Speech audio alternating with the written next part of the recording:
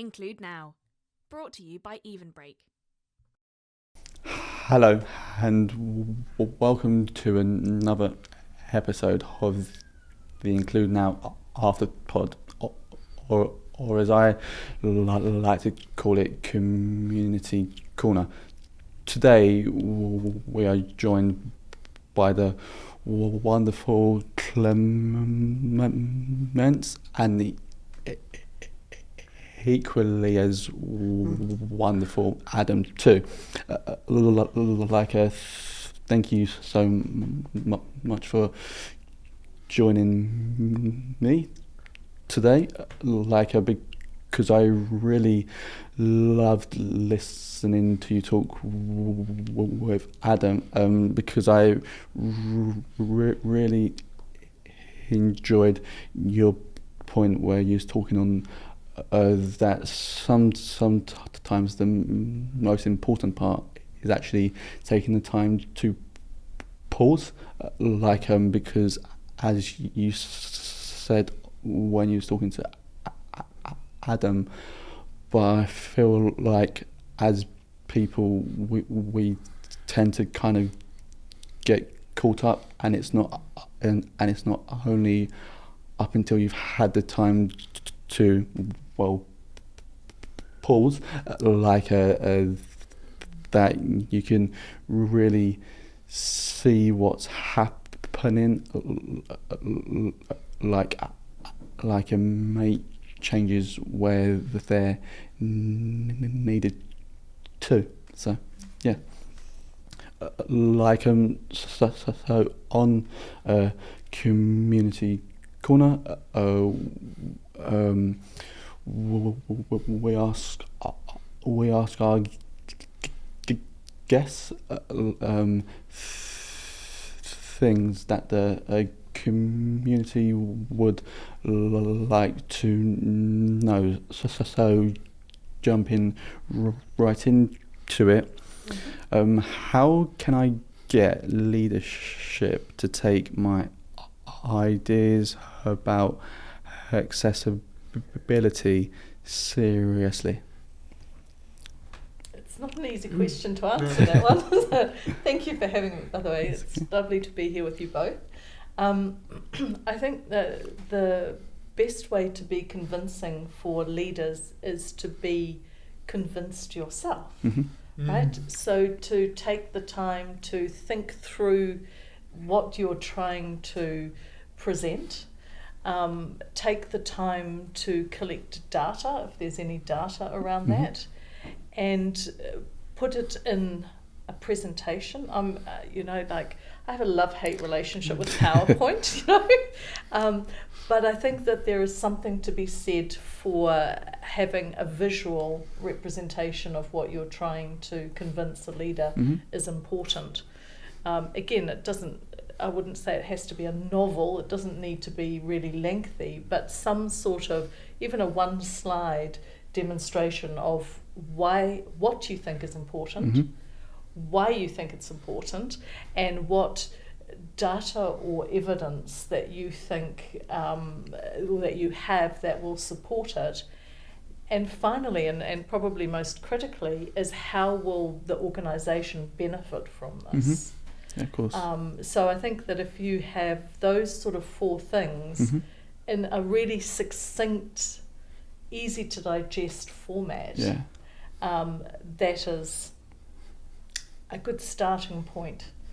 And as we talked about before, I think dialogue is also important, so that this, however you pull that together and present that, to then enter into a dialogue. And I also think it's important, if somebody is trying to convince leadership to do something, to have an ally.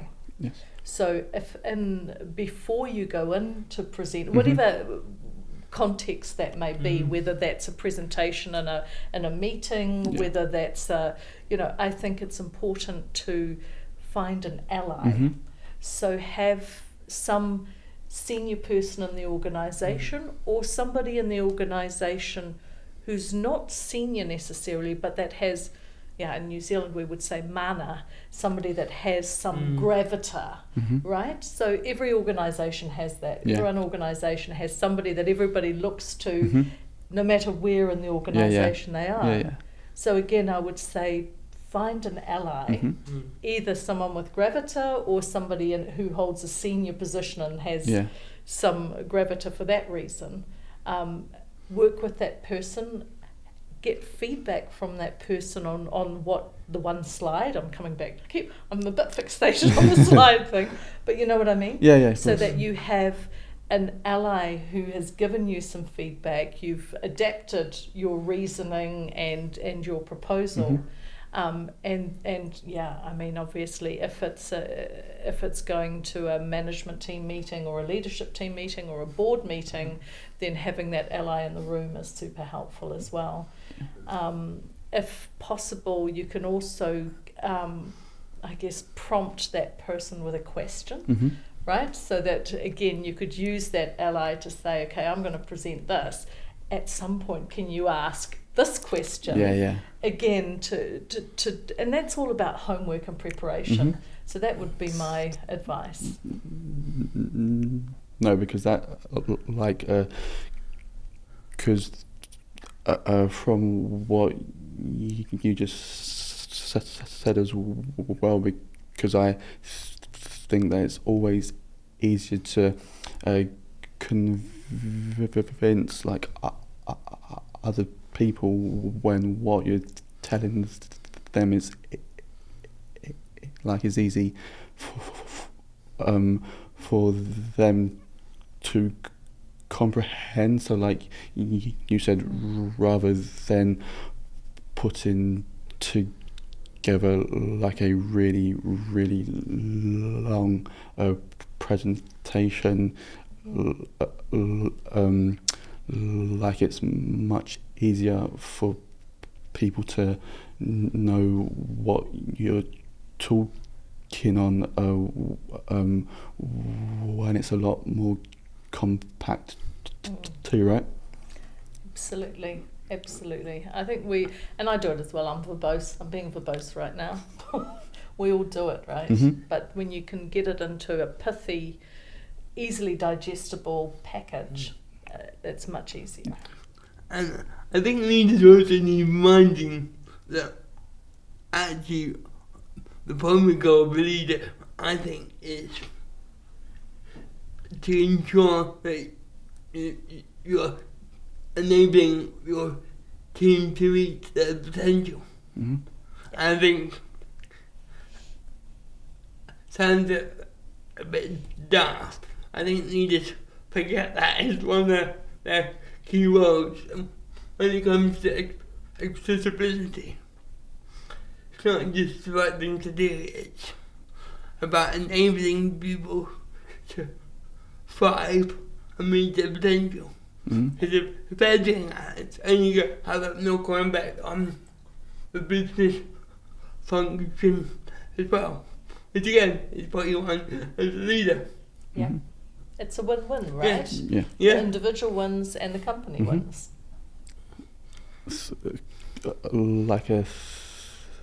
Thank you for those answers. And moving on to the next one, what is the most important thing that you do every day as a leader? Oh. For me, it's about identifying and acknowledging individuals. So it's about recognizing in my team that my team, and I always call them teams. So in the morning I go, hey team, at the end of the day, bye team. It's and within that is a group of individuals with individual needs. And I think that that's probably the most powerful thing that I do on a daily basis, and that any leader does on a daily basis, is really to sort of say, yes, we're a team, and we're, our noses are all pointing in the same direction, and we're all individuals, right? We all have individual needs, we have individual capabilities that we bring to the team. Hopefully they complement each other, which is the ideal team. Of course. But I think it's that understanding that not everybody is the same. Yeah. And in fact, nobody is the same. That's true. And also that, you know, the same people have different needs on different days. Mm-hmm. And I think that for me, that sounds really simple, but actually acknowledging people daily is quite a significant thing, even though it sounds so very simple. Mm-hmm. Cool. Like, is there anything you'd like to add on top of that, Adam? I think acknowledging where people are, Mm-hmm. and even within the day, things can change, and I think it's just acknowledging what people need at different times. How can we provide that support? How can we enable them to reach their potential and look after their well-being? Mm-hmm. As a leader, it's key. Yeah, it's just having that awareness and that individual connection with your team. Cool. Then the last one is how do I become an inclusive leader? Everyday practice. I think like it's that. a commitment to every single day when you get out of bed and you come into wherever your workplace is and whoever you work Mhm. with, is every day to make a commitment Mm-hmm. to look at your own behaviours Yeah. and the impact your own behaviours have on others, and to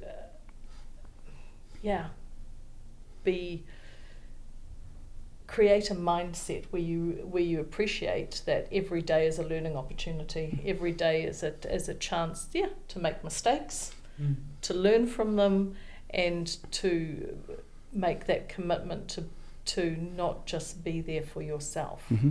I think that's Yeah. Well, just to kind of touch on that point, but it's kind of like anything that you're working towards, that consistency is the key to actually achieving it too. yeah. So.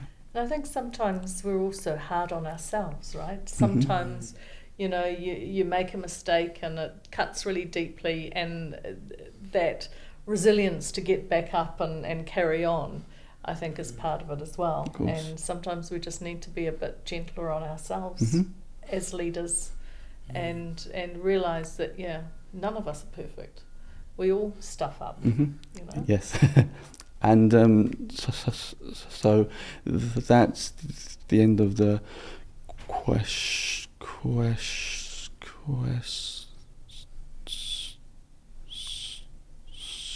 from the community, but now you've got the opportunity to ask myself and Adam something, but please take it easy. Yay! I guess the first question that I would like to ask each of you Mm-hmm. is, what has been the most powerful thing that someone has ever done for you personally to make you feel included, to make you feel comfortable, to make you feel like you could bring yourself to the table? Oh, that's I'm there like, I will let Adam answer because I actually need time to To process. to think of something. That's right, mate. I think as it comes back to linking with what you're saying, someone that can stop and give you time to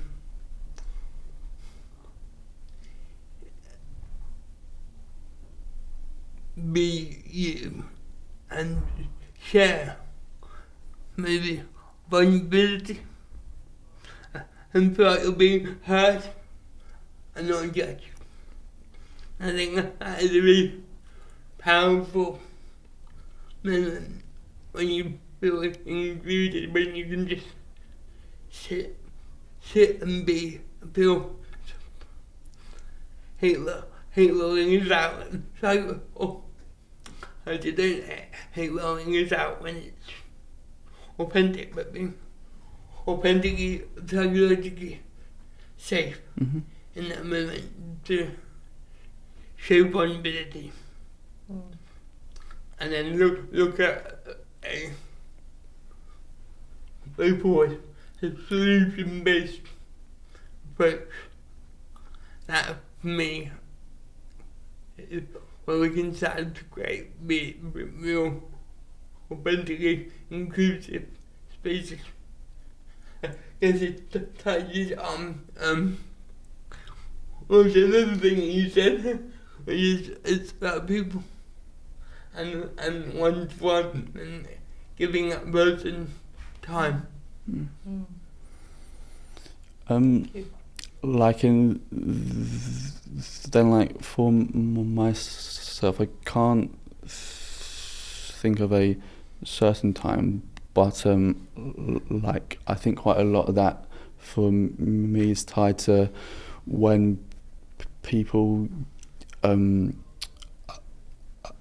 allow me the patience to actually talk, because I feel like it's one of those where people see time as like a really precious, like a commodity, and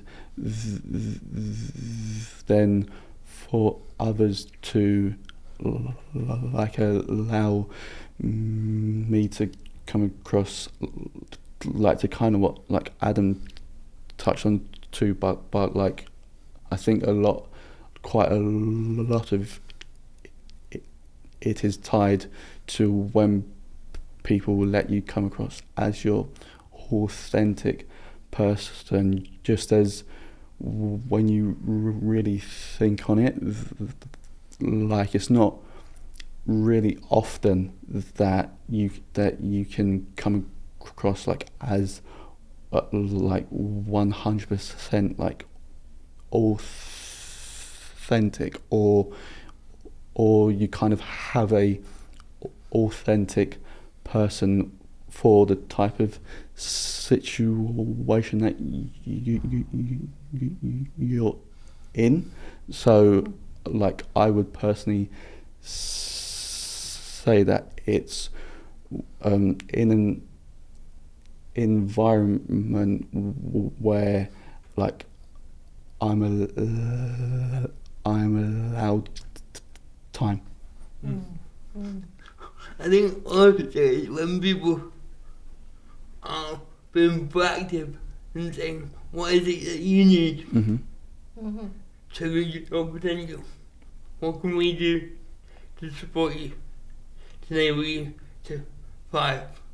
I think having that conversation and being proactive instead of waiting for people to have the psychological safety to put a hand up and say, I need X, Y, and Z. It's about organisations, leaders, managers being proactive and saying, what is it that you need? How can we support you, enable you to thrive? That, for me, says a lot. Certainly. You've just preempted my second question. Sorry. It's all good, because then my next question was going to be, what message would you give to people who are becoming inclusive leaders as the most important thing for them to show you. Okay. And you just kind of answered that. That's brilliant. Yeah, so like well, like I always kind of say that that's kind of tied to two parts of communicating, but also the comprehension too, because people can talk for a very long time, but it's but the conversation only really counts when the person listening can actually take it on, because like otherwise you just keep on going around in circles all the time. So I would tell leaders who want to become more inclusive to certainly have like a conversation, talking to that person or talking to that like group, but it's also like realizing that it takes more than just a conversation, and it's key to really taking what that person has just told you, so then you can put actions into place and include now. So Can I have one more question? yeah, go on now, go on. Thank you. It's all right. What about colleagues?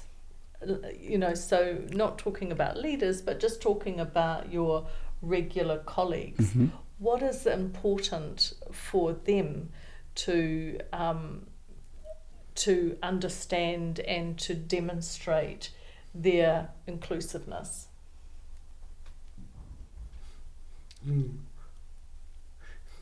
After you, Adam, I took the second.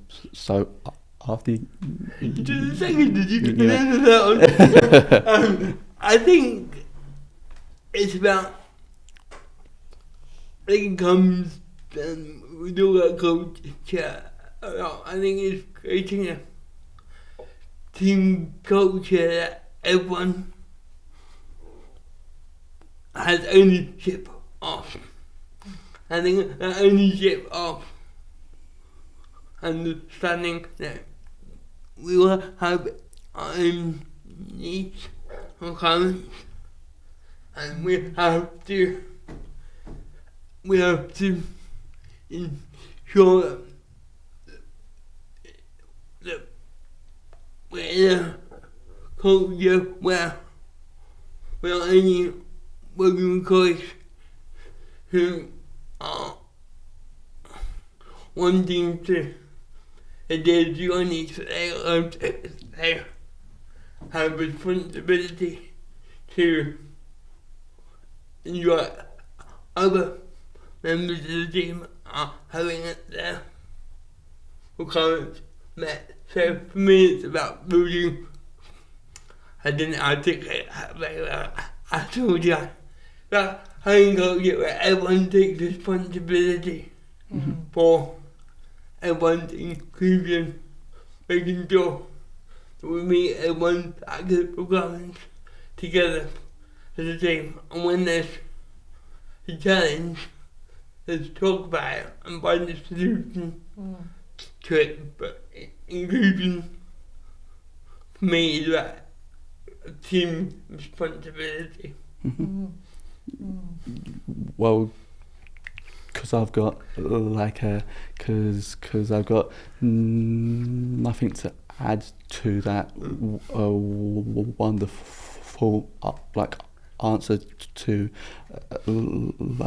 to tie up the end of the episode, but I wanted to say thank you very much for coming on, because I've really enjoyed talking to you this morning. And if you've enjoyed this episode, please share it with your community too. And of course, if you would like to find out more, please check out the Best Practice portal. Thank you very much for listening, and take care.